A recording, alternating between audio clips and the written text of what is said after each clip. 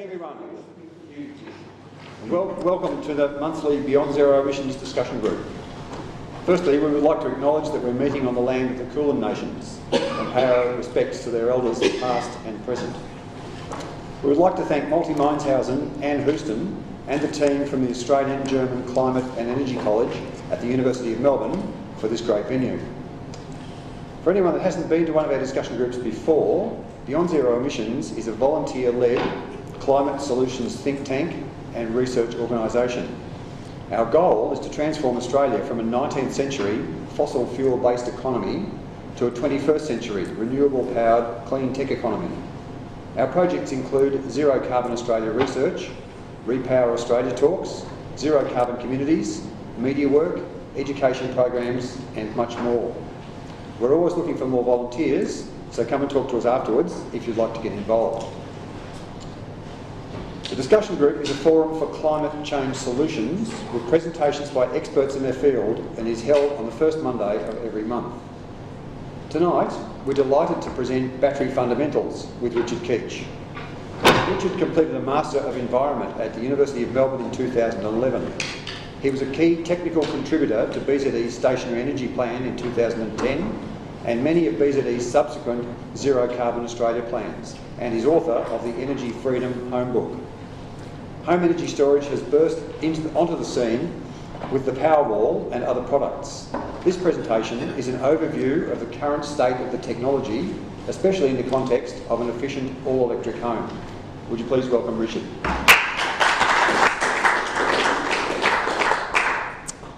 Thanks, Hugh. Good evening, everybody. It's a pleasure to be here. We have a small and intimate group tonight. Let's get right into it. Okay, motivations for energy storage. Let's start with that, because depending on why you want a battery helps assess the question of whether it's worth doing. And I think there are 6 distinct core motivations that someone might have for getting a battery. First, environmental or altruistic. And this could be summed up in the attitudes, I don't want to buy polluting grid power, or I want to support clean tech, it will be good for the grid. So those sorts of attitudes can be summed up as environmental and altruistic. Others might have financial motivations. Perhaps they're thinking that they don't want to buy expensive grid power. They think it'll save them money. On the other hand, someone might do it because they're remote and therefore out of necessity. So their attitude might be grid, what grid? Others might do it out of a perceived need for independence, or reliability or control, summed up with the attitude of I don't trust the grid. Others might have a bling or a gadget motivation, summed up with the idea of shiny Powerwall, shiny. Others might have a revenge attitude, which summed up by screw the power company. So yeah, the whole question of whether batteries make sense really depends on where your starting point is in terms of motivation.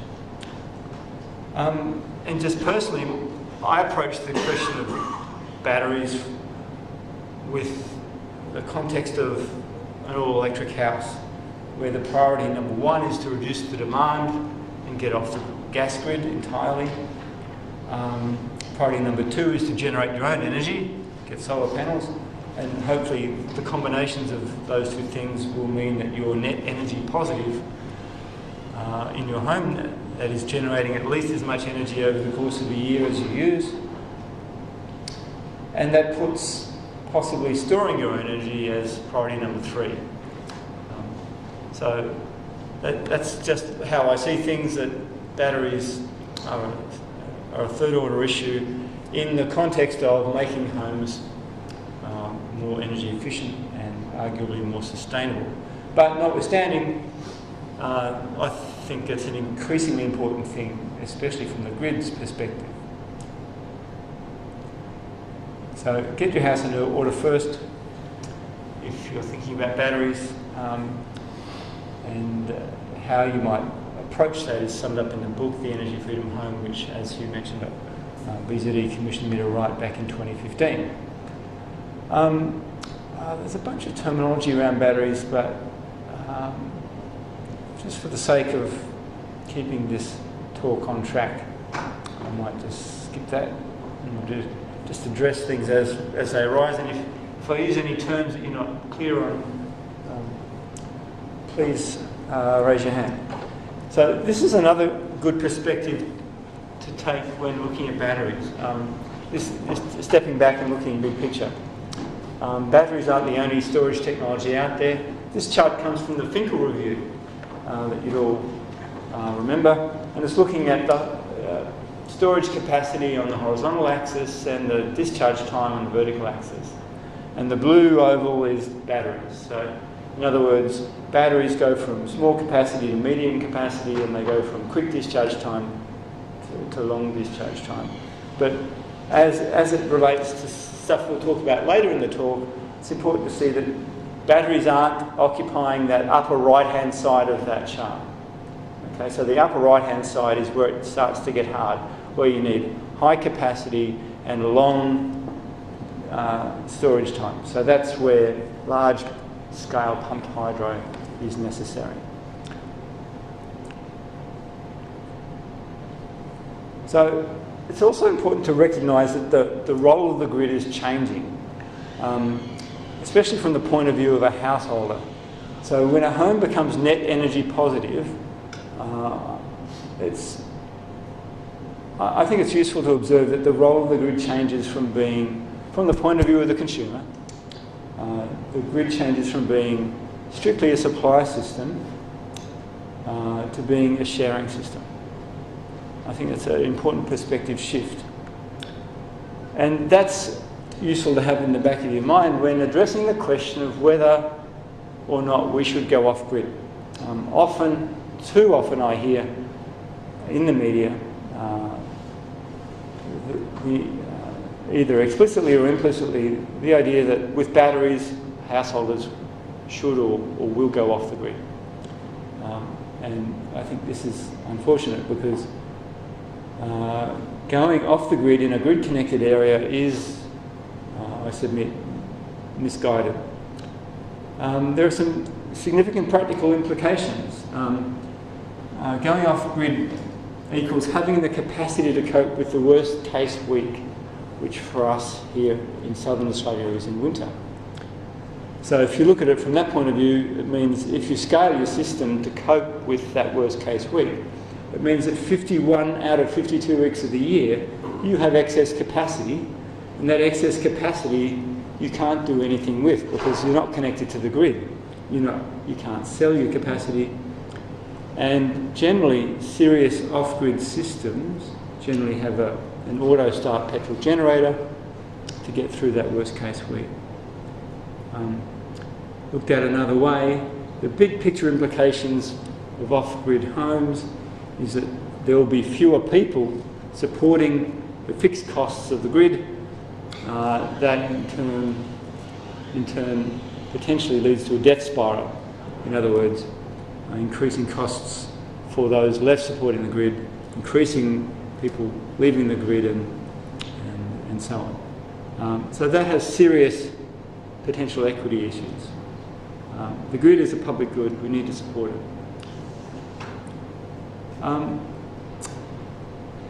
Another perspective that I think is useful is something that Tim Forsey mentioned in his last talk here, but I'll quickly mention it again because it puts batteries in context with the transition to a 100% renewable energy grid. So Tim's model is that there are three phases in that process. In the first phase, we've only got variable renewable energy sources, your classic wind and solar, and that in that context, fossil fuel generators reduce their output when cheap renewables are available. So that first phase really ends when we reach the limits of the ability of the fossil fuel generators to cover the dips in renewable energy supply. So in other words, we need this variable renewable energy coupled with storage over short periods to give this what's effectively dispatchable renewable energy. So storage sufficient for daily, weekly variation. So in other words, we're going to reach that point very soon where parts of the grid or the entire NEM can't see meaningful expansion of the capacity of renewables without storage in the grid, whether that be batteries or something else. So phase 3 is when we reach the ability of the short-term storage to cover for seasonal variation. So this might be arguably when we get to say 90% penetration of renewables. Then the limiting factor starts to be that seasonal variation in generation, where the winter in southern Australia, when winter generation isn't sufficient, and we need longer term storage to cover for those troughs. Your classic is a still week in the middle of winter when we don't have enough solar nor wind, and you need something significant to step in and prop up. And that's where large pumped hydro is probably the key technology that's going to get us through. And possibly other things like bioenergy, hydrogen, might help get that last little bit of the way to 100% renewable grid. So all up, that means energy storage is absolutely crucial for us to get to 100%. So another important piece of context to batteries is the duct curve. Hopefully most of you have heard about it. In case you haven't, it's this idea that the grid energy demand across the course of a typical day starts to get hollowed out because of daytime solar. And so that's, as we're going from the yellow curve to the red curve to the green curve, you're seeing in the middle of the day the demand on the grid starts to get less and less because of rooftop solar. And this is potentially problematic for the grid. And this is where batteries can start to help flatten that curve, that they allow us to lessen the amount of exports to the grid and use our own solar at night. So it'll have the tendency to flatten that curve out, which is good from the point of view of grid operators. So that then raises the question of whether or not the grid actually has more to gain from batteries than householders do. I think that's an important perspective. Which leads to this idea that energy storage means different things to different people. In other words, different stakeholders in this whole equation get different things out of it. So for the grid operators, they get voltage and frequency stabilisation potentially in the wash up from the installation of the Hornsdale Power Reserve, the so-called Tesla battery in South Australia. It became apparent very quickly that the stabilisation benefits of that battery were really better than expected. Wholesale price stabilisation. So for commercial customers of energy, one of the first order benefits of batteries might be reduction in demand, that is to say peak power levels of consumption. Because unlike household consumers, large commercial customers have a significant part of their bill that's based on their peak demand, their peak power consumption. Whereas for householders it doesn't matter, we just get billed on the energy we consume. So if a large commercial customer can flatten out their demand, then it means that they shave a big part of their bill, even if it means that they don't reduce their overall consumption. So on the other hand, your typical home, the key benefit is deferred consumption of your own solar energy. So this is a question of bulk energy rather than peak power. It might also be a question of fail-safe backup. So if you're concerned about having grid available, if the grid goes down, then potentially your battery might be able to give you that, and we'll talk more about that. There's also the possibility of power diversion, and I mention this because the whole idea of energy storage doesn't just mean a battery. One of the most commonly used forms of energy storage available for many people at the moment is diverting excess solar energy directly into your hot water service. There are devices called power diverters that literally just figure out if you have surplus solar and shunting that into your hot water tank as a way of avoiding consuming energy from the grid to heat your water.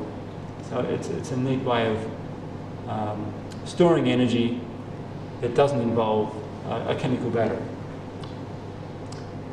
So in the context of batteries, I should touch on the different technologies involved. The classic is the lead acid, there's lithium ion, there are flow batteries, there's aqueous batteries, sodium nickel batteries and others. So just to look at some of these, lead acid batteries, your classic legacy technology, its patent goes back to 1859, so they've been around a while. They're typically seen as 12, 24 or 48 volt batteries. It's a very mature technology. They've got poor energy density, it goes with using lead. They emit hydrogen gas during the latter part of their charge-up cycle, so that has safety implications. And one of the main constraints about lead-acid batteries is they don't like partial state of charge. That means that they don't like operating in a regime where they discharge and charge only part of the way.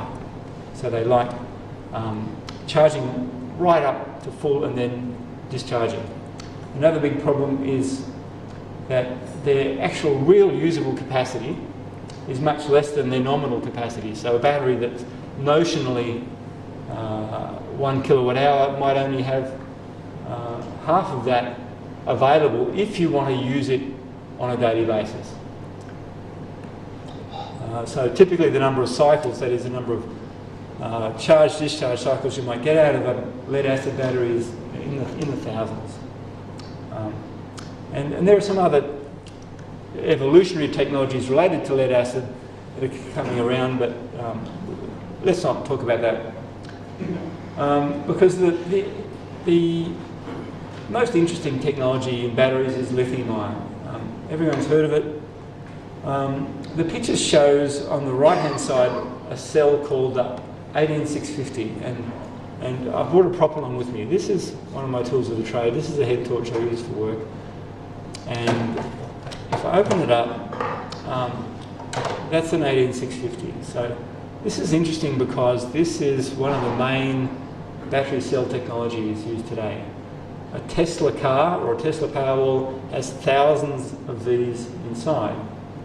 And it's called an 18650 because it's 18 millimeters in diameter and 65 millimeters long. So the new Tesla Gigafactory in Nevada churns out about 4 million of these a day, which is pretty impressive.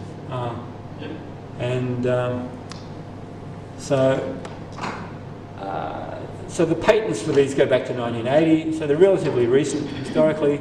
The first commercial one came along in a Sony product in 1991, a Sony camcorder. Obviously much more expensive initially, cost reducing quickly. In reality, it's not a single cell chemistry, but a family of them. So there's lithium iron phosphate, lithium polymer, lithium nickel manganese cobalt oxide, lithium titanate. So a bunch of different related chemistries that all have lithium in common. But what makes them attractive is the higher energy density. So for a given mass of a cell, you can store more energy. Some of the different chemistries are more stable than others. They're great in mobile electronics. I'm sure every one of you has got a lithium-ion battery in your pocket at the moment, in your phone. Obviously used in electric vehicles. And they have a more flexible charging profile than your lead acid. In other words, you can tend to discharge them fully if you want.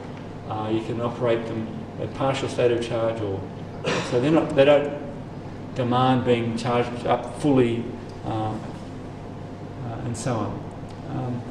So there's lots of vendors out there now. There's a huge global investment going on. So there's great economies of scale, and I think this is where the main game is. In terms of the longevity of a cell, if they're treated right, you're talking up to 10,000 cycles. So in other words, charge-discharge 10,000 times before you're reaching the end of life of the cell. So there's some interesting statistics out there about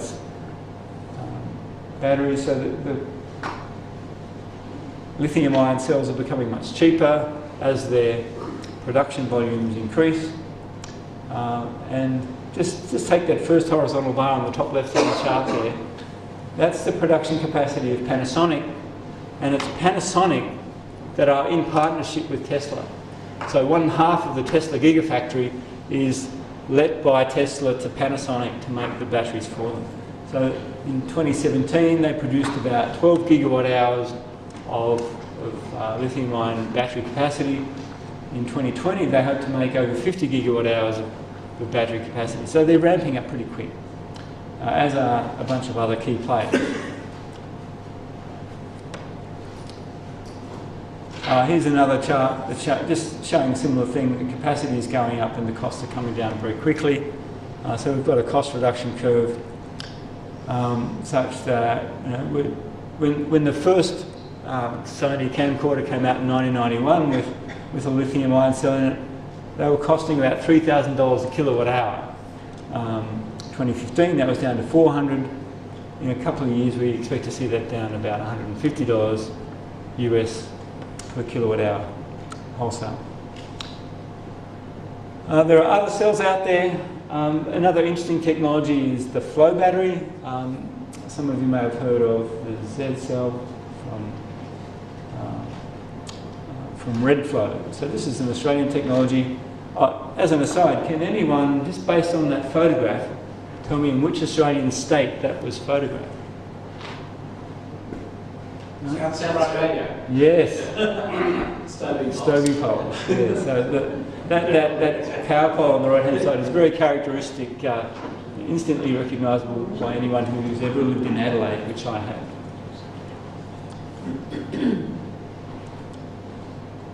So these batteries are quite interesting. They have liquid electrolyte that's pumped around that involves a zinc bromide solution.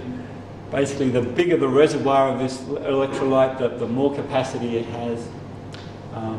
They can use their entire rated capacity without degrading the battery. And Redflow is an Australian technology, the founder of which was the Australian internet entrepreneur Simon Hackett. So I wish them well, but I'm not sure that that's going to be the main game. I think they're going to stay a niche player in batteries, because I'm not sure they're going to have the economies of scale to see the cost reductions that lithium ion is going to have. They're relatively compact. They're warranted for 10 years. So they'll have their place, and I hope they do well. Okay, let's look at what's in a typical battery model, battery that you might get for use in a home. Obviously the cells, these things packaged variously, do the energy storage. They'll have some sort of electrical circuit to do the charging. There'll be some battery management system. So there's some circuitry in there that helps babysit the batteries to make sure that across their life they're kept within the temperature and voltage regime that makes them last well. Because if they're overcharged or left to completely flatten too much, they're not going to last too long. The other key thing is an inverter, the battery inverter, which may or may not be inside that the battery module. It might be a separate device. So therein lies a key question. If you're looking at batteries, the key question is: does the battery unit have its own inverter. So does it output AC or DC, in other words? Let's explore the economics of battery energy storage, or energy storage generally. An important concept is this idea of arbitrage. A financial concept, the idea of buy low, sell high. So in the context of energy storage, you're charging your battery, if you can, from cheap energy. So if you've got your own energy generation on your roof, then obviously charging from your rooftop solar is the way to go. Then you discharge your battery, that is, consume energy from it, at a time that lets you avoid buying expensive energy. So that difference in the price that you're paying for the energy to charge it and the price you're avoiding ends up being the essence of the economic equation for a battery. That's arbitrage. So the upfront cost. If you're considering the cost of a battery, the key question is, does it include the inverter? It's useful to reckon its economics in terms of dollars paid per kilowatt hour of capacity.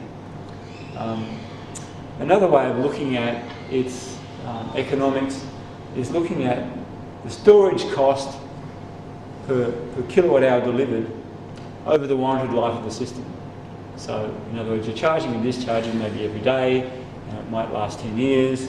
So look at the total amount you're buying or getting out of the cell over its life, and in the context of how much it cost in the first place, and then you'll get a fraction of a dollar that is effectively the parking fee, how much it's costing you to park your energy in that device. And there's a good website called solarquotes.com.au. So it's set up by a guy named Finn Peacock, and he's ranked all the cells he can find on the Australian market on this metric, on this storage cost per kilowatt hour over its life. And they, on the systems he's looked at, they've ranged between 30 cents and about 90 cents, so most of them being closer to 30. So in other words, across the life of the system, the cost of the privilege of parking your kilowatt hours in the cells is about 30 cents. So that's not the energy cost, that's just the parking cost. So in other words, the energy cost is the cost of getting the energy in the first place, plus the cost of storing it in the battery, and then you get it out, and that's what that stored energy has cost you. So let's just put that in context. So if you've got solar energy from your PV panels, that energy might be costing you, say, 5 cents per kilowatt hour. So if you reckon the cost of the solar panels over the expected life, that energy might only be costing you about 5 cents. Whereas to park that energy in the battery is costing you about, let's say, 45 cents. So if the cost of generating it is 5 and 45 is the storage cost, then it's taking the energy cost from 5 cents to 50 cents. So in other words, storing the energy in the battery has increased the cost of the energy to you by a factor of 10.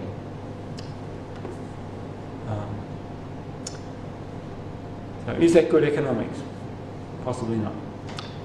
Another point is that a battery isn't 100% efficient. It is a net consumer of energy, and a typical efficiency number is about 85%. So that, in other words, 15% charging losses. So in other words, for every 100 kilowatt hours you put in, you're only going to get about 85 out. 15 are lost in the system. So if hypothetically half of your house's energy is coming out of your battery, then it's increasing your gross consumption of energy by about 7%, which is non-trivial.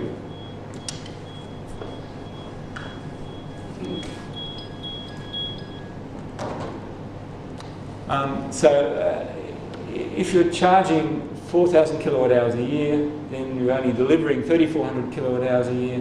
So that's 600 kilowatt hours lost charging the battery. So that's enough to run 2 efficient fridges for the course of a year. So just bear that in mind. that's one of the consequences of having this, is that it will increase overall the gross consumption of energy. So another factor in looking at batteries is the utilisation, and this is important because you can't assume that if you've got, let's say, 5 kilowatt hours of capacity, that you're going to use that every day. And there's a couple of reasons why you might use that every day. So the battery utilisation is the portion of the available capacity that actually gets used. So a perfectly utilised battery involves a complete charge of that battery followed by a complete discharge. So 100% utilisation. But there are some different reasons why that might not happen on a typical daily basis. One is there isn't enough sun to charge it. So if you're charging your battery from solar, then it might be cloudy. You can't charge it up fully. On the other hand, you might not utilise all the capacity because it might start up fully charged, but you're not home that day, so there's no one around to use that available energy. So in other words, there's some trade-offs in that utilisation. So unused capacity in a battery is wasted capital. Unavailable capacity means exporting energy when you'd rather be storing energy. Uncharged capacity means that you're buying from the grid when you don't want to be, when you'd rather be using your battery. So uncharged capacity is that scenario where, because it hasn't been sunny during the day, your battery hasn't fully charged up, and then you've used all the battery, and then you have to buy more energy from the grid that you wouldn't have had to buy if the battery had fully charged. So this is a similar trade-off that you make when you choose how big your hot water service is. So a small system is going to be well utilised, but may leave you without the energy when you need it. So there's this idea of diminishing returns. The smaller the capacity, you'll use it more, the economics might be good, but it's not going to be there when you want it, perhaps. So think of it like this. So if this is a diminishing return idea, so if the capacity of the battery is on the horizontal axis, then your operational savings are on the vertical axis, and you've got a diminishing return. So the bigger the battery, for every extra kilowatt hour, you're not getting the same amount of additional operational savings because of that, what we looked at on the previous slide. But on the other hand, the upfront costs of the battery might start off it's not completely linear, but above the size to get the battery started, if you like, it's reasonably linear. So you combine those two things, the capital cost and the operating savings over its life, and you might get a curve that looks something like that. This is reasonably hypothetical, but you get the idea that there's some sweet spot, right? And hopefully that maximum point in that curve is above the line. It might not necessarily be, but there's going to be some sweet spot in capacity, a point in the available capacity of the battery that gives you the best return. Sorry, John, you're going to take a photo. The slides will be available. So that all leads into the question of how big a battery should you get. If you're going to get a battery, how big should it be? And there's no easy answer to that because it depends on your goals. As we assessed at the start, there's lots of different reasons why people might get a battery. So you might assess your installation based upon the highest net savings, perhaps. So if you're financially motivated, you might say, my battery is a success if I can save the most amount of money. Other people might consider the battery a success if it leads to the lowest possible grid demand. Other people might consider the battery a success if it leads to the least chance of running out of power. So different key performance indicators, if you like, depending upon the way you're looking at the situation. So there are different grid configurations, reliability, so all different situations that might lead to a different answer to that question. So, and another key input into this whole consideration is how much sun we've got. And as we talked before about that uncharged capacity, the idea that on a winter's day we might not have enough solar energy to charge the battery. Let's explore that a bit further. In Melbourne, your typical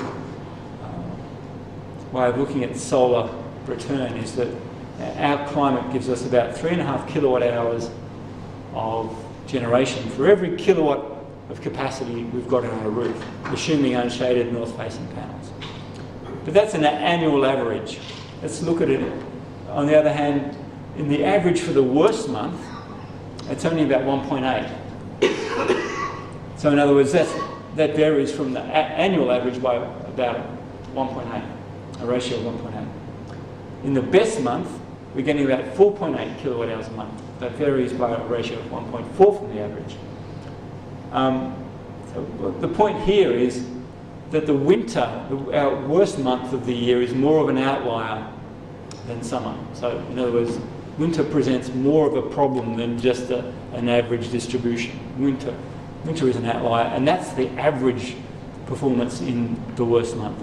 And then, as you appreciate, on a bad winter's day, it's gloomy all day, and you're not going to even get close to that 1.8 kilowatt hours of solar generated on your roof. You might only get a third of that. So in other words, we're talking maybe 6-to-1 ratio between what on a bad winter's day you can generate and what on the average annual day that you generate. And this is important because if you've got a battery, you want to be charging it from your rooftop solar. And if you're only generating a small amount of solar on a bad winter's day, then you're not going to have much energy to use because you haven't put much in to start with. So in winter, when you need it most, it's hard to have enough PV capacity to charge a battery. That's the essence of that story. So if you're exploring the possibilities of getting a battery, a good way of doing that is getting some sort of simulator. And as it happens, I've come up with one. I was commissioned to write one last year, and it's a spreadsheet simulator or model, and it lets you plug in numbers. Oh, how long has that been playing? Just then. Just We saw the calculator at the start. that's bizarre.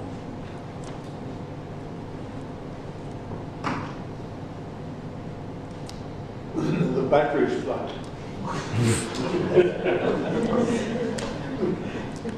Let's plug that back in. See if it comes back on.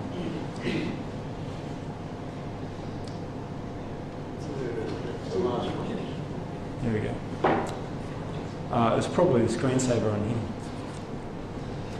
Okay, so this is a spreadsheet model, and you can plug in different numbers. You can plug in. This is a hypothetical, a good simulator for a hypothetical efficient electric home where you can plug in parameters like the PV capacity, the star rating of the house, the usable capacity of the battery, how much time you're in the house, where you are, how you use your energy, and it can spit out metrics like the estimated annual energy bill, whether you're net energy positive. So, for example, let's explore this for a minute. I think we've got time. So, in this scenario, we've got a 5 kilowatt solar on a 6-star house with no battery. The house has got 4 people in it. Their energy usage practice is relaxed. So, in other words, they're not really super careful about how they use their energy. And it's a 200 square metre house. And they're in the house 100% of the time. So in that scenario, their expected annual energy bill for, and this is an all-electric house, no gas involved, you're talking about $1,200 a year. $1,225 in this estimate. So let's change that scenario and we'll add a 5 kilowatt hour battery. So adding a 5 kilowatt hour battery to that house basically takes $220 a year off the bill. So you can ask yourself, is that a worthwhile return for paying for a 5 kilowatt hour battery? Let's explore a different scenario. So instead of putting in a battery, we'll take the solar from 5 kilowatts to...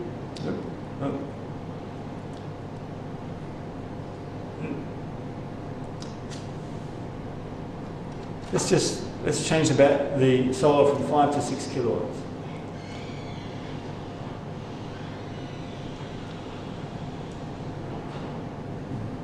Sorry, spreadsheet's playing up. So by doing that, let's make it 6.5 just for the sake of the exercise.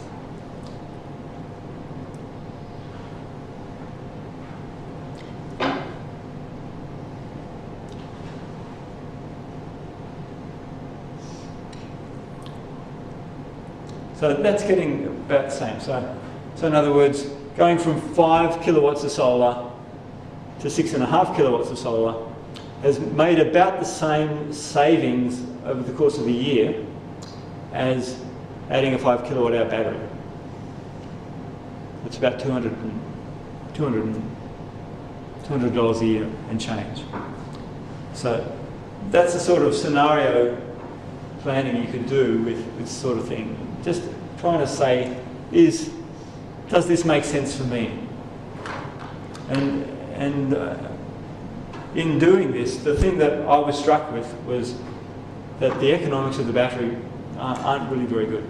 So if you want to save money, you're better off getting more solar.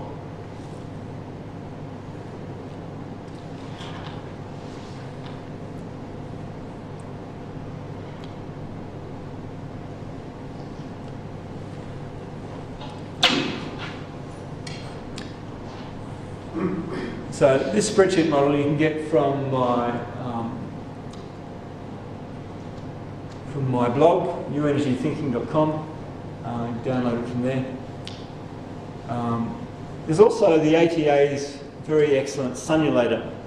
So Sunulator is another spreadsheet simulator, but it's much more detailed than mine.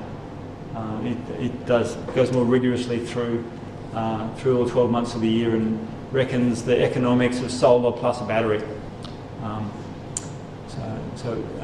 I think my simulator and the ATA's are both complementary. So if you want a rough look at things, mine's probably better. If you want a detailed look at the solar economics, then theirs is better. Another thing worth talking about is batteries and blackouts. Obviously, it'd be nice to be able to ride through a blackout by having a battery, but having a home battery system doesn't necessarily give you that capacity. So, in other words, you have to specify. If that's important to you, don't assume that comes with it. Another key thing is the idea of anti-islanding. Anti-islanding is this idea that our homes with rooftop solar shouldn't be islands of generation in a blacked out sea of the grid. So if the grid goes down, it's important for the safety of the grid and those who maintain it that homes that are generating stop generating so that the grid can be repaired safely. With that in mind, if the grid goes down and your solar goes down, then you can't charge your battery. So a full blackout protection needs a way of isolating your system from the grid if the grid goes down, so that there's no risk that your live system is going to fry some innocent linesman trying to fix it.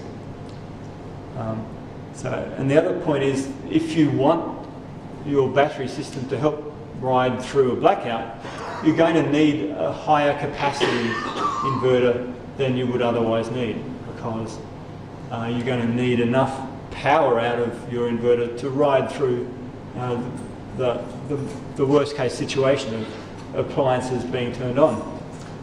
Whereas If you're not worried about riding through a blackout, then you're just looking at the battery supplementing the energy that you're buying from the grid.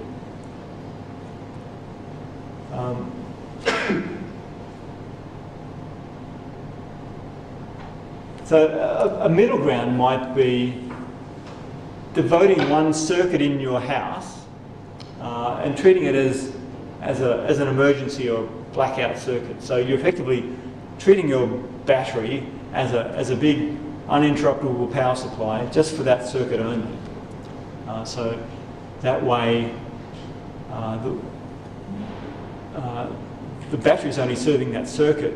So if your solar goes down and the grid's down, then that circuit can still be live without risking anything else. But you then can't charge the battery from your solar. So lots of different things to think about if blackout protection is important to you.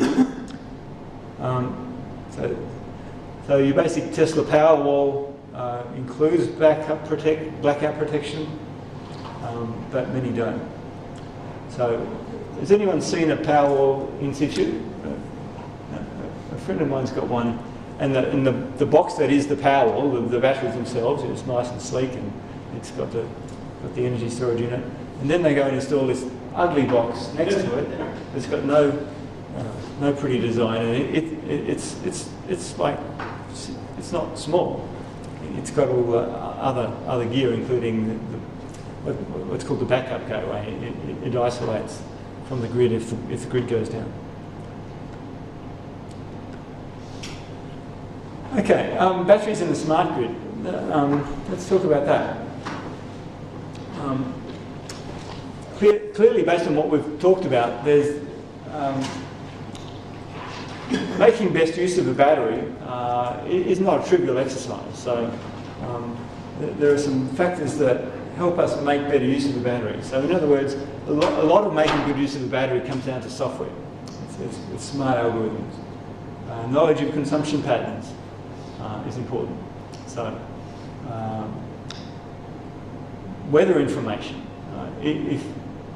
If the computer in your battery can understand whether it's likely to have enough solar energy in the rest of the day to charge up, then it can make different decisions about your solar than if that wasn't the case. So smart battery charging systems will get input that includes a forecast of the weather.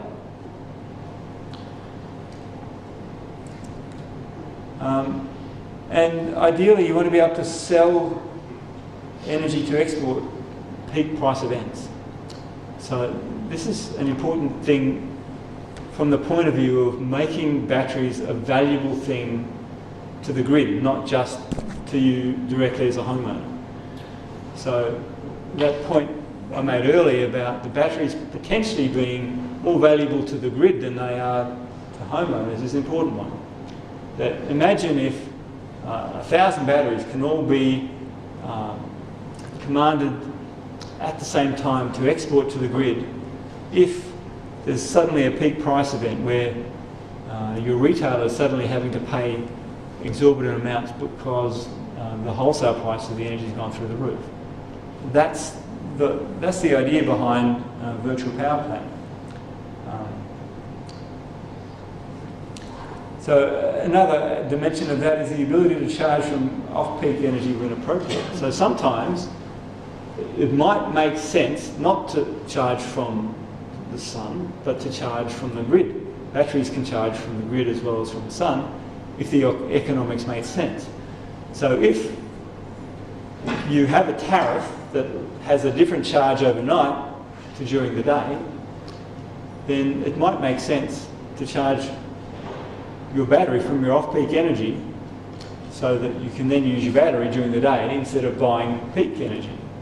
So solar is not necessarily the only thing that's going to charge a battery, but to do that properly takes a lot of smarts. Another aspect of that is being able to divert surplus energy to other things like pool pumps or hot water. So there's a lot of different ways that we can make a home energy system, including a battery, smarter. So from the grid's perspective, batteries are useful when reducing general demand. So that's going to happen regardless of how smart they are. But like I said, batteries can potentially be an on-demand source of generation to mitigate peak price events. That's when batteries start to become really useful to the grid. And they can be an on-demand source of grid stabilisation as well. So again, making that happen is hard. So hence this idea of the virtual power plants. And one particular technology and company I want to call out in discussing this is Reposit. Reposit's an Australian company based in Canberra, and they make home batteries part of a distributed virtual power plant. Very interesting. So it involves, that picture, by the way, is the device, the box, if you like, that goes into your meter box.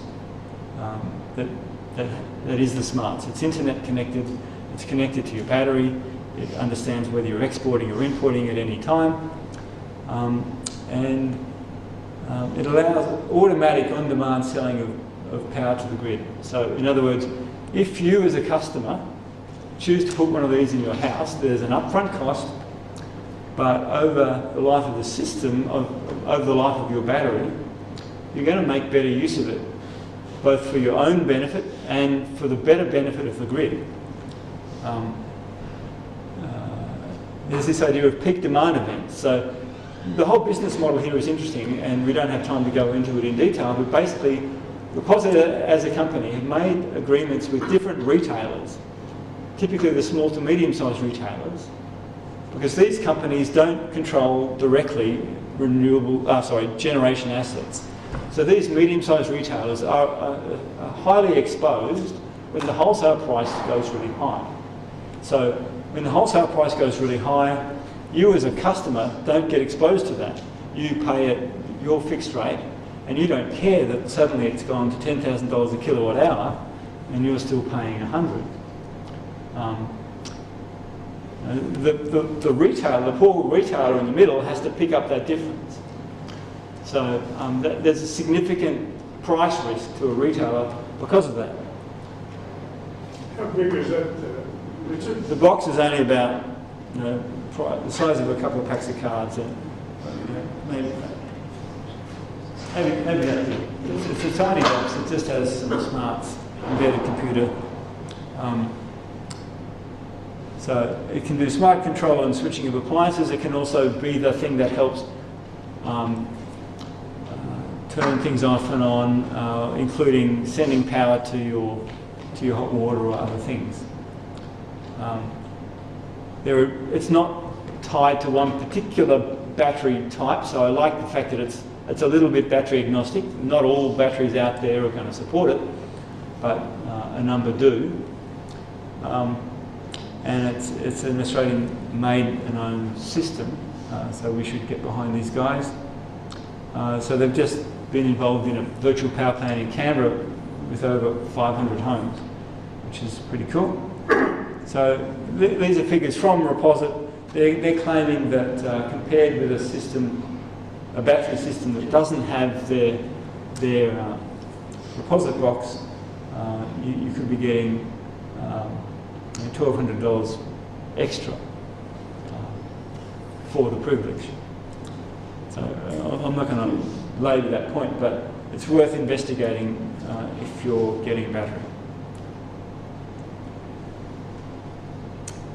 So there's a whole bunch of batteries on the market. When I first prepared this talk back in June, July, I looked at Finn Peacock's Solar Quotes website and looked at all batteries he'd tallied, and this was just a subset of them that were lithium-ion batteries. As you can see, there's a whole bunch. A more recent resource, if you're interested in batteries, is from the energy storage, the smart energy Council, which have created this resource called the Battery Finder. It's an online portal where you can just plug in size and type and other characteristics of the battery, and it'll tell you what commercially available systems match that in Australia. So it's a good way of finding stuff that's out there. So there are other battery technologies out there, aqueous hybrid, so you may have heard of. I'm not going to talk about them. Sodium nickel chloride, another technology that sometimes gets talked about. There's still some lead chemistry batteries that are out there and being marketed for homes. They're interesting. You might take a look at them, but personally, I think the lithium-ion is where it's the main game at the moment. Related to, it'd be remiss of me to finish this talk without talking a little bit about vehicle to grid or vehicle to home, because many people have recognised that a battery electric car is a large battery on wheels, and that it'd be cool to be able to make use of that in a house. So, in other words, using electric vehicle batteries for energy, for stationary energy storage at home. And a couple of months ago, Nissan had the publicity launch of the 2019 Nissan Leaf. And one of the things that it promises is vehicle-to-grid technology. Nissan have been doing this for a while, and some of it came out of the back of the Fukushima earthquake back in 2011. There was obviously a lot of pressure on energy supplies in Japan, and they quickly developed this box that they put in thousands of Japanese homes that let the batteries of Nissan Leafs power the homes. And so that was not widely available outside Japan, but it's interesting to see that possibility might become available here. So it presents an interesting prospect that instead of buying a home battery system, if you're going to get an electric car anyway, and you think you're going to be needing the battery when the car's in the driveway, you're home, the car's home, there may be some synergy. You could just get that instead of getting a battery as well, because you use the battery on wheels.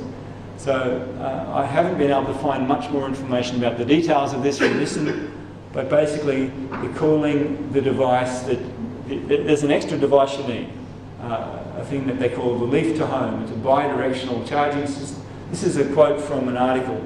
I'll read it. The Leaf to Home bi-directional charging system allows the owner to use the Leaf's lithium-ion battery as a portable energy storage system, charging during cheaper off-peak times, then using surplus power not used by driving to power the home or business during high demand periods. So that's something to watch out for. Over and above having the car, you need this special box. They're calling it a PCS, or a power control system, installed to allow two-way transfer of energy in and out of the car.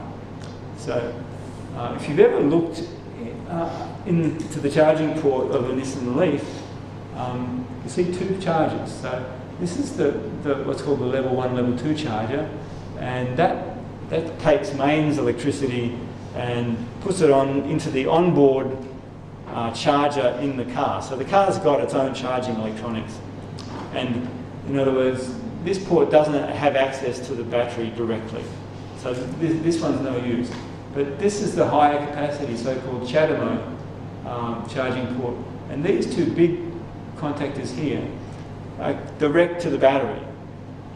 In other words, if you're using the high capacity port on a Leaf, then those give direct access to the battery, and it's through that it allows the battery charging port to be used bi-directionally, because you're potentially getting direct access to the terminals of the battery. So connected to the appropriate electronics in the house, you've potentially got bi-directional energy flow. So it's already approved for use in Japan and Germany, and we can only assume that because Nissan are talking about it in Australia that it's going to be approved for use here in the not too distant future.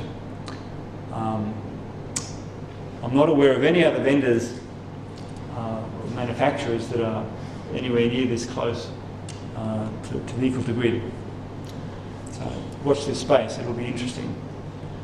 So in conclusion, just a few remarks. A typical battery system might have 10 kilowatt hours of storage and cost upwards of $10,000. To me, that seems like a lot of money for something that's only storing $3 worth of energy at a time, if you're lucky. So the economics are potentially challenging. So energy storage will soon become a key limiting factor in building out the 100% renewable energy grid. So again, reinforcing the point that potentially the grid's got a lot more to gain from us having batteries than we do. But battery, there's a long way to go in the further cost reduction of batteries. So I think batteries will make economic sense at home within a few years because the costs are getting much lower. Personally, I think there needs to be some structural incentives. In other words, government policy driving the uptake of home batteries, because it's not going to happen on economics alone. And I think Victoria is doing well in this regard. The new announced incentives support adoption of batteries as well as solar. I'm going to wrap it up with some recommendations. Regardless of where you stand in terms of motivation, I recommend that you explore different scenarios using the modelling that we've talked about. If you're an economically motivated Melburnian, so in other words you're motivated by getting best financial returns, then perhaps wait for the economics to improve a bit further. In the meantime, reduce your demand and get more solar.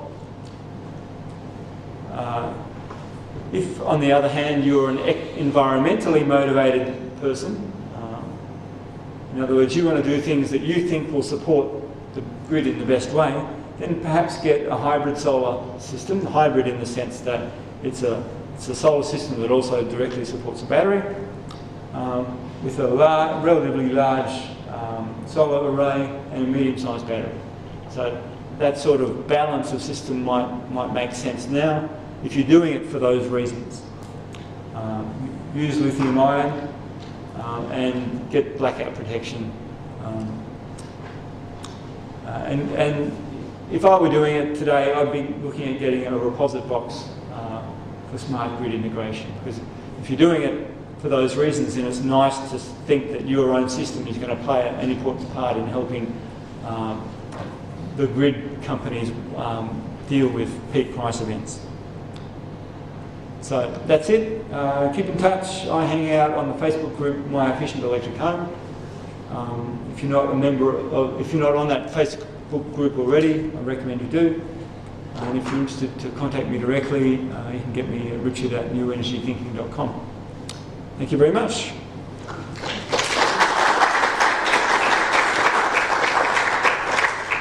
Hugh, how much time do we have for questions?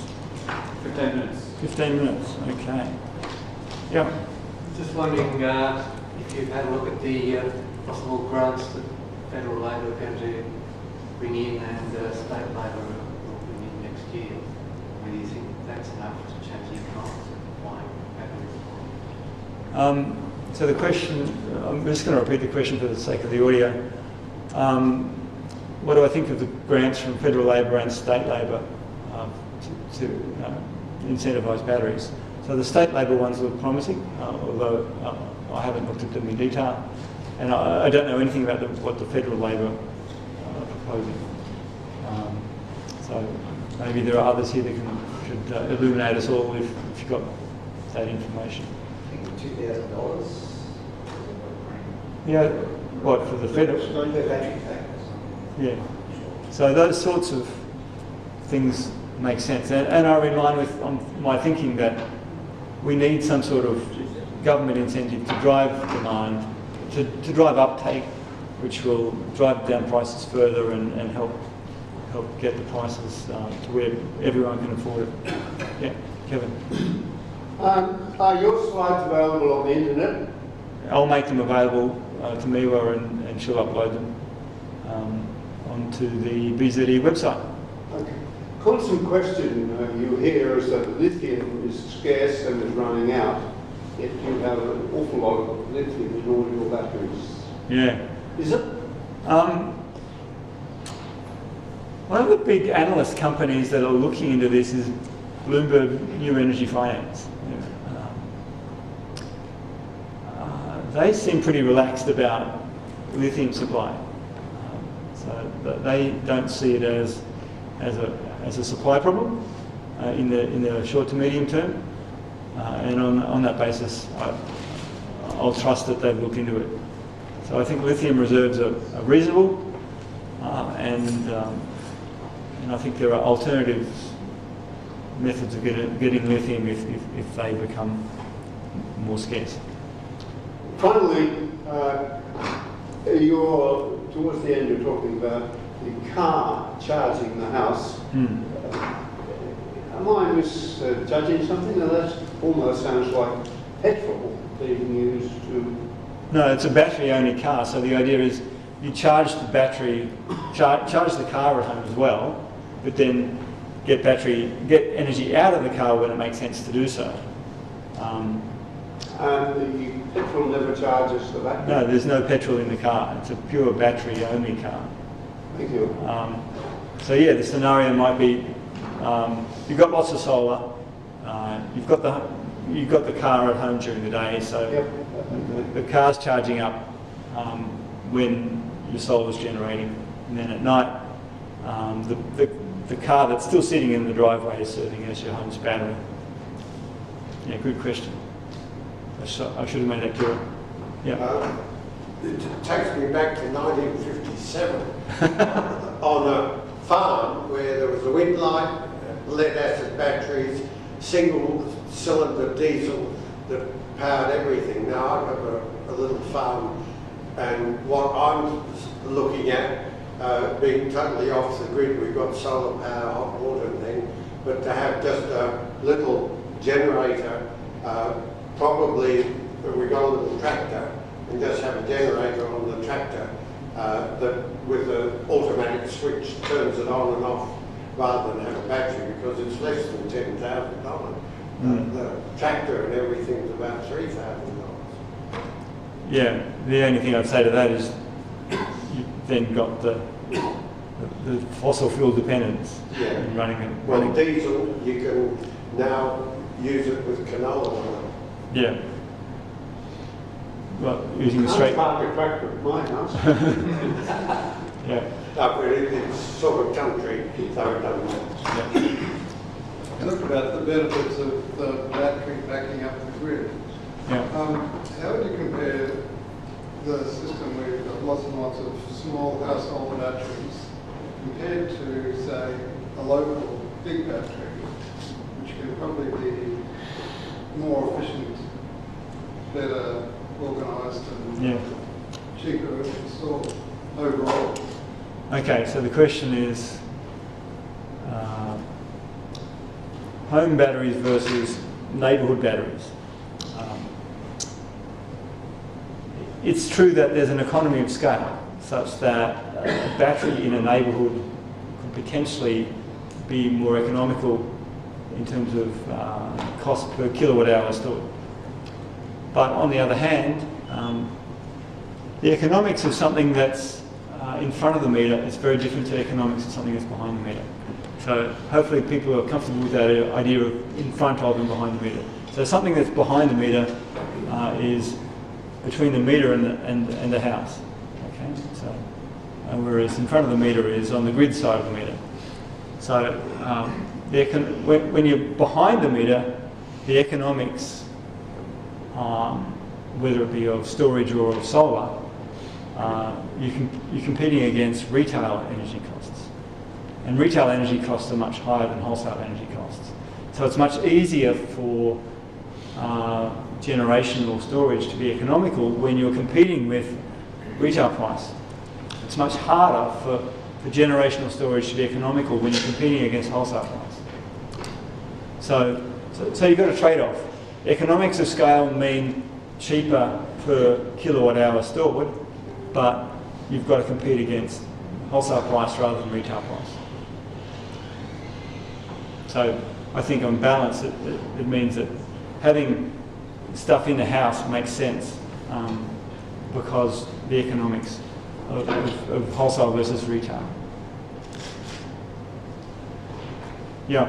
I know that AGL was looking at virtual power plants in Port Pirie, I think. I was wondering if you know how that experiment's going, if it's likely that power companies will subsidise or fund batteries in houses just to help them stabilise the grid.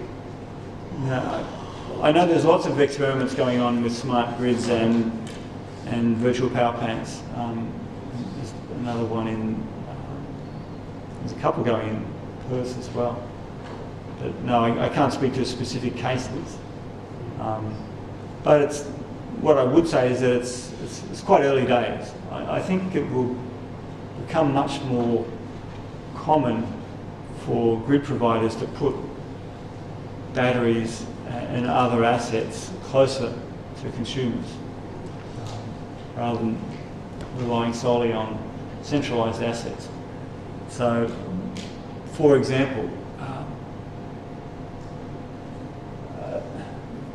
the grid that we have has grown over time in a big tree structure with tentacles out that have spread far and far.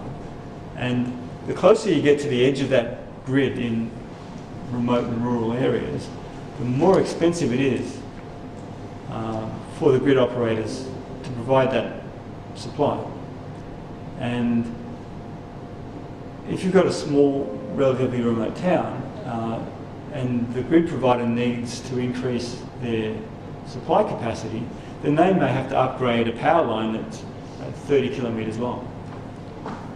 In that sort of situation, often the supply is constrained by power, not by energy.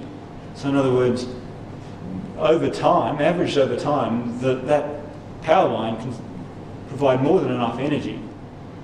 But when you need it, it can't provide enough peak power. So in that sort of situation, I think what we're going to see is providers like AGL and others putting mini-grid, microgrid assets, including batteries, out closer to these settlements and towns as a way of avoiding upgrading the grid. It may even be the case that it becomes cheaper for these grid providers to take these towns off the grid and run them on their own little isolated grids entirely, because then they avoid the cost of maintaining these isolated transmission lines. So yeah. Do you use DC in that situation? Only if you're talking many hundreds of kilometres. So the question was, would they use DC? That's for a shorter distance, localised. No, probably not. We're talking DC on the grid when we're talking long distance transmission, very long distance. So there's, for example, the Murray-Link transmission line that runs from up near Mildura across to South Australia. That's a high voltage DC line. But yeah, they're expensive to set up, but they can run long distances with low losses. And globally, there are an increasing number of them to carry power long distances. You haven't seen the size of a car battery typically compared with a house battery. Really good question. How does the size of a car battery compare with a house battery? Both in terms of energy and power, they're generally much, much higher. So the new Nissan Leaf has a 40 kilowatt hour battery. A house would typically only need 10. A house might need 5 kilowatts of power, but the battery might be able to provide, for short bursts, maybe 80 to 100 kilowatts. In fact, it definitely would, over 100 kilowatts of power. So the batteries in cars a very high capacity and generally more than enough than a house would need. And that leads to another question about second life of batteries. Often a battery is considered at end of life, not when it stops working completely, but when they tend to get tired. You know, the Energizer Bunny advertisement that everyone remembers, it just gets slower and slower and slower. So as a battery gets older, its internal resistance increases, and as you draw power out of it, the voltage drops, and it becomes less useful to draw high power. So, but that same battery that might be considered end of life in a car could still be extremely useful in a house. So, end of life, there is already a market for end of life transport batteries being repackaged and repurposed for stationary energy purposes, and indeed a company that specialises in that. Neva, what was that company that presented to us? Re-electrify? Re-electrify, thanks. Yeah, so there's companies out there like Re-electrify who, if you're interested, look at the BZE discussion group archives. Yeah, I see it. Yeah.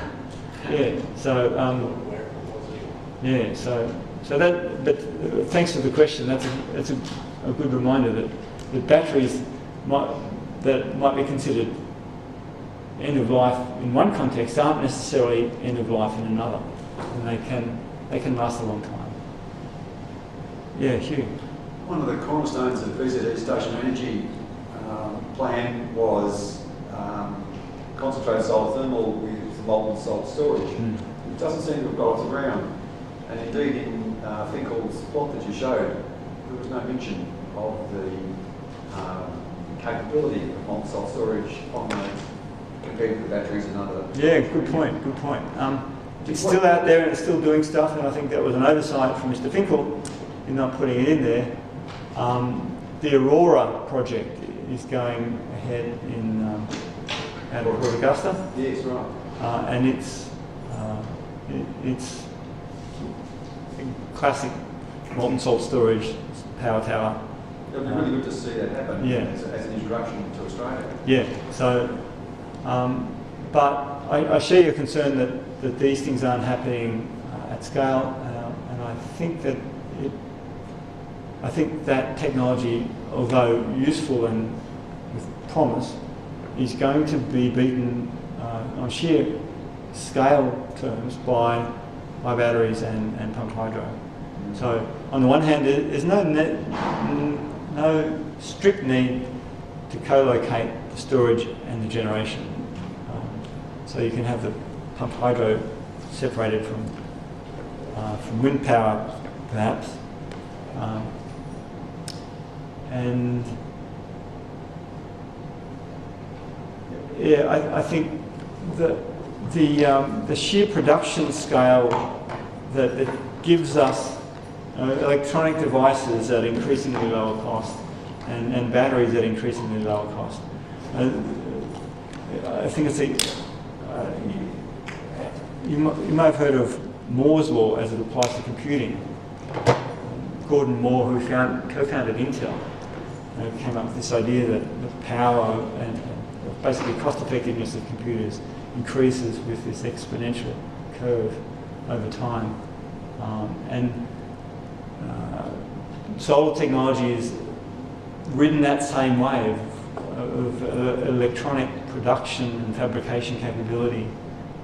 As it scales up, the costs and volumes really get much better. And batteries are the same thing. I think that it's going to be hard for very specialised, large single projects like molten salt storage to compete against stuff that's built, like I said, these cells pumping out millions a day. It's hard to compete against economies of scale like that. Another perspective that I'd give on that same question is it's the idea of pipes versus wires.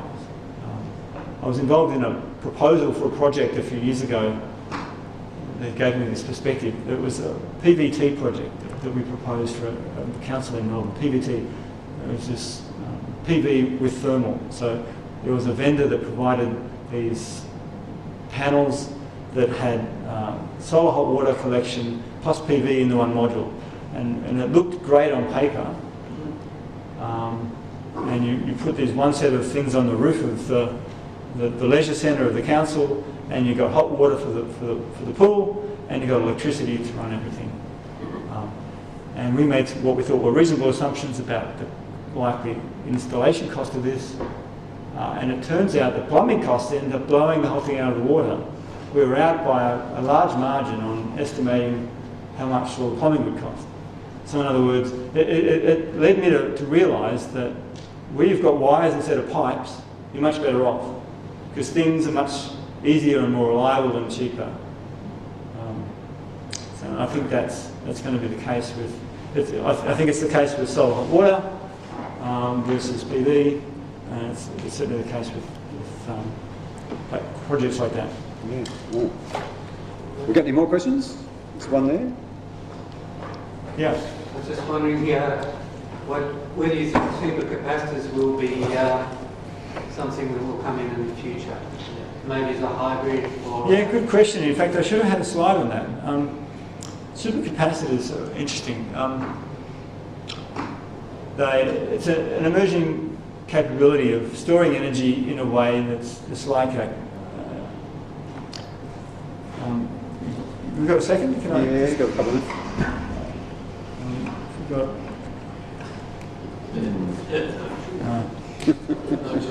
Got a whiteboard marker. Not a good idea. Well, you got a whiteboard. Oh, there.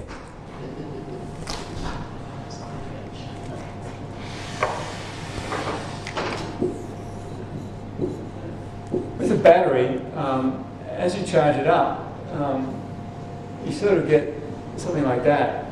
So you get this is the nominal voltage of the battery. A capacitor is very different. It pretty well does that. The more energy you put into it, the higher the voltage. And so you put in energy and it stores electric field, and you can get energy back out. But the electronics of it are quite different because as you double the energy, you double the voltage, so that's at a basic electronic level why batteries are very different from capacitors. And traditionally, capacitors haven't had enough capacity to store large amounts of energy. They're typically used for short energy storage.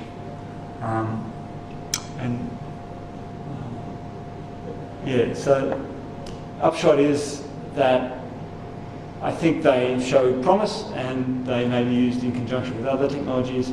I mentioned in one of the slides the air-cooled hybrid battery, which came out of CSIRO research. It's basically a hybrid of a capacitor plus a lead acid battery, and that's got some interesting applications.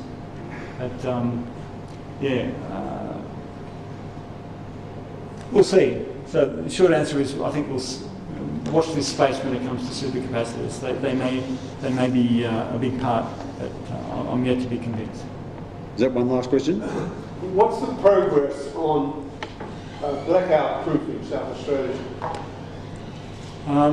What's the progress on blackout proofing South Australia?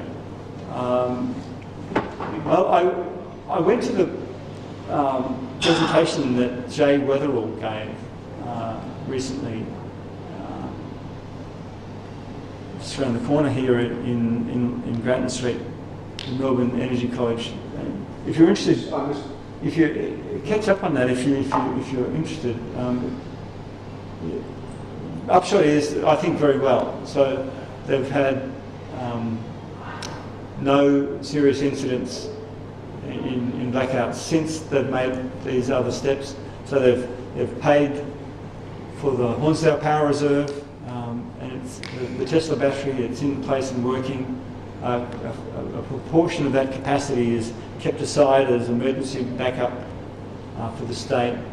Part of it's able to be used to stabilise frequency services, and part of the capacity is used just for the operator to trade energy on the grid. So it's going very well. So I think South Australia is in a good place. Well, we'll have to call it quits there. Would you thank Richard, please?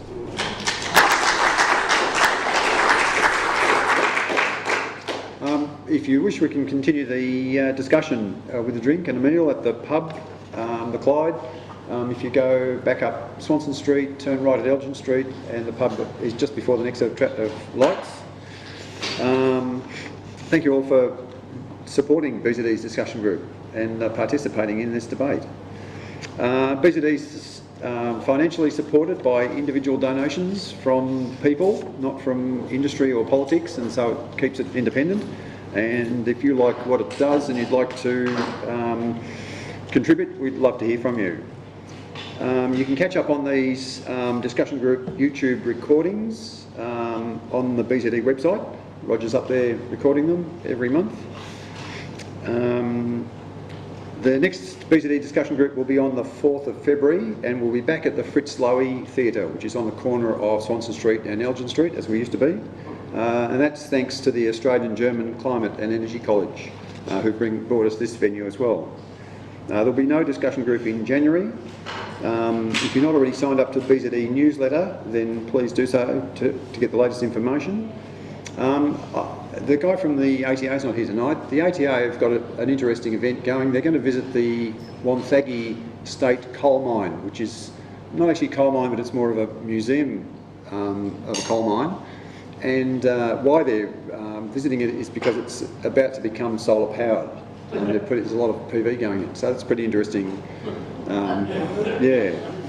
BZD's annual dinner and AGM is on this Thursday at Ross House, and if you're interested, you can get tickets on the BZD website. Have a pleasant holiday and festive season, and we'll see you in February. Thanks very much.